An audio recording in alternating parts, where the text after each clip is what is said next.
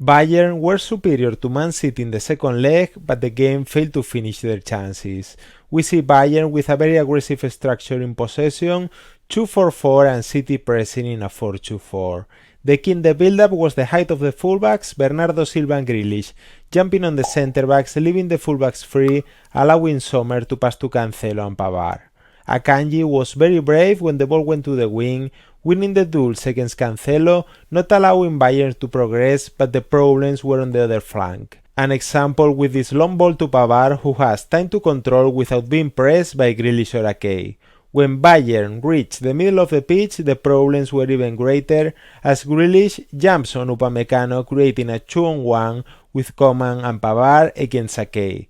In this play, Pavard attacks Grealish back with Ake inside and no one comes out to intercept the pass.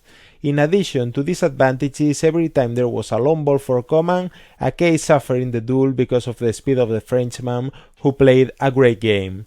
Another player who took advantage of City's problems on the wing was Choupo-Moting, dropping to receive with his back to goal, generating superiorities in that region.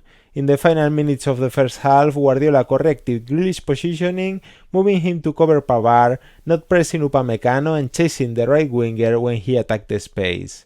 In the second half, he continued to maintain that position, as we can see in this Bayern possession where Grealish helps Ake.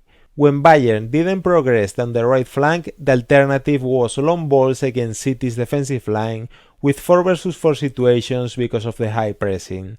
That was exactly what Bayern wanted, lure them into pressing and exploit that spacing behind. When Guardiola's side lost the aerial duel, a transition with a lot of space started in which City suffered. Stones played a great game showing his speed and doing an amazing job defending inside the box. There were transitions in which Bayern had up to 5 players against City's 4 defenders, but the Germans' finishing was again very poor despite getting into the box with plenty of players to finish. When City had possession, Bayern used a 4-2-3-1 formation, with the block being narrow to prevent passes to the double pivot. When Bayern pressed high, they accumulated up to 5 players with a midfielder pressing De Bruyne or Gundogan, not allowing City to build up.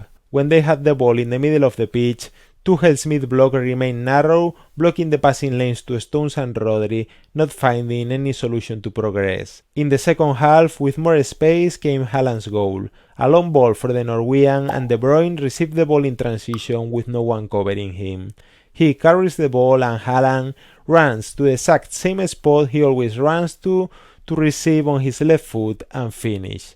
Upamecano defended the play as if he didn't know Haaland's classical move, trying to cover a possible run to his back, giving plenty of space to the striker. The Frenchman lost the one-on-one when he slipped and Haaland scored the goal. It was a good game from Bayern, but as in the first leg, Upamecano's mistakes prevented them from fighting for the win.